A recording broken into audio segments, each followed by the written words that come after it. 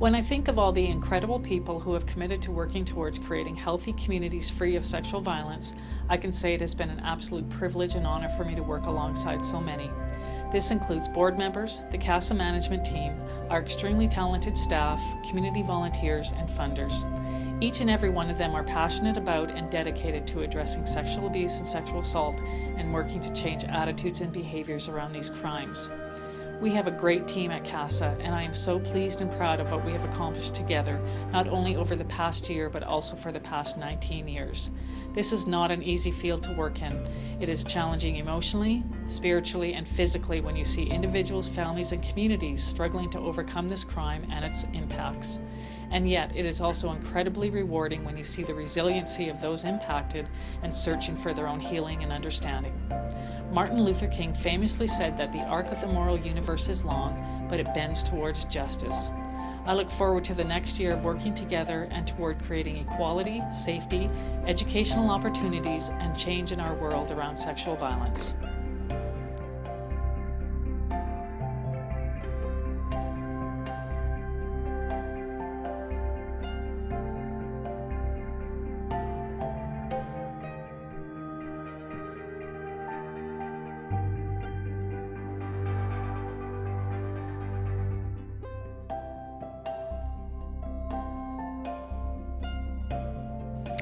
Last year was a tough one for me. I finally found the courage to face some dark secrets I had kept hidden deep inside me. I didn't do it alone, not even close. I had a wonderful counselor who supported me along the way.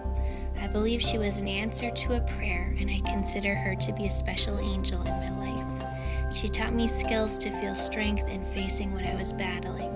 I essentially learned to swim instead of feeling like my emotions were drowning me.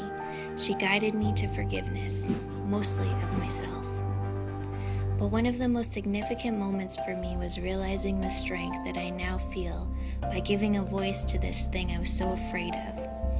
It's that realization that overwhelms me. I find strength in my tears. What I endured does not define me, but it is a part of me, and I feel at peace today.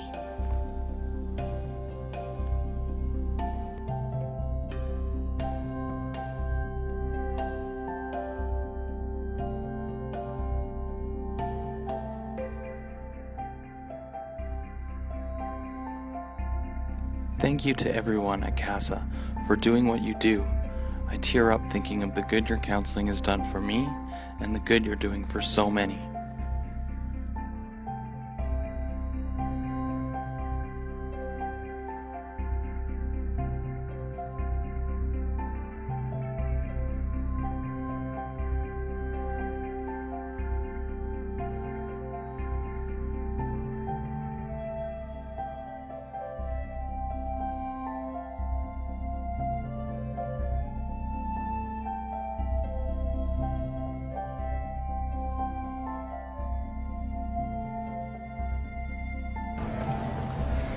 I was asked to speak here tonight on engaging men in taking a stand on the issues of sexual and domestic violence.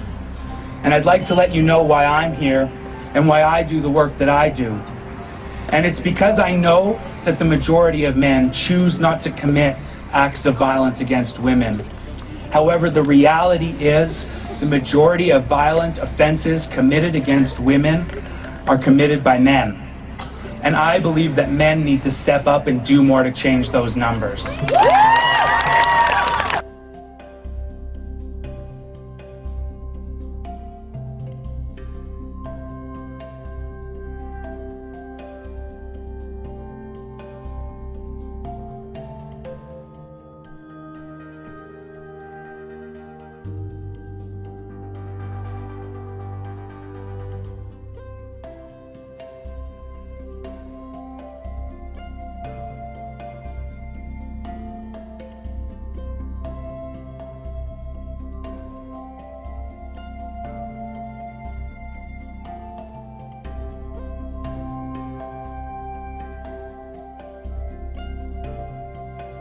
I really like the CCASA people that came to my school.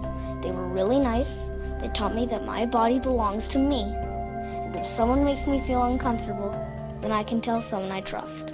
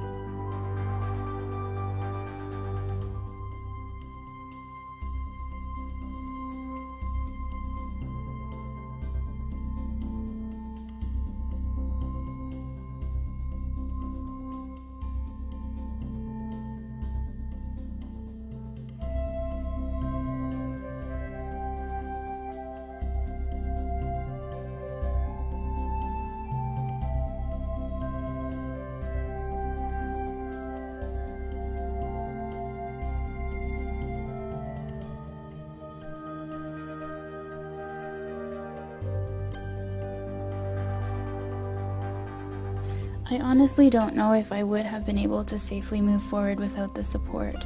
My PACES counselor always ensured I knew my options, had a safety plan, and constantly reassured me I wasn't on my own. Every step of the way, I have been supported by PACES.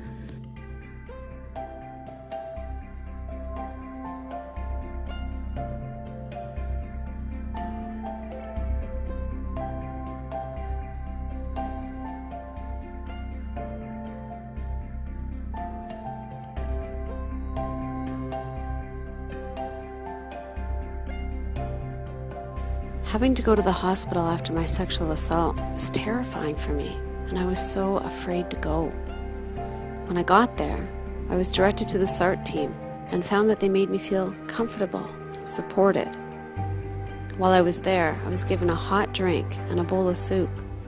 I was given the option of a shower, which I was very thankful for, as I wanted to cleanse myself of my offender.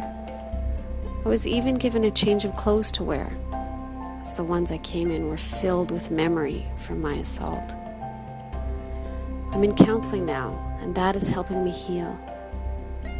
As I think back to the night of my assault, I'm extremely thankful for the services I received, as dealing with a sexual assault is awful, and the SART team and counselors really supported me and helped me get through that night. Thank you.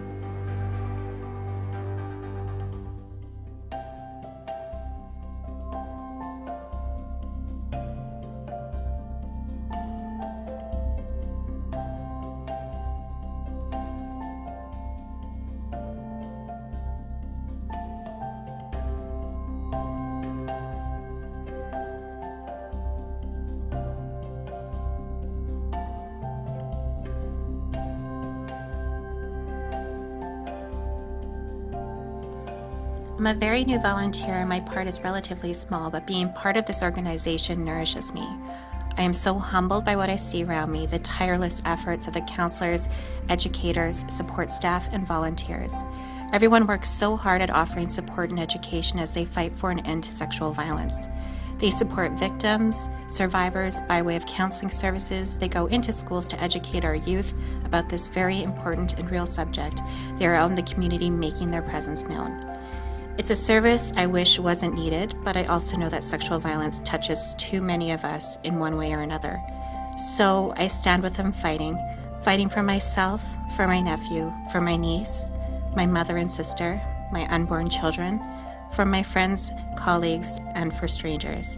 For all this, I'm grateful. My heart is full.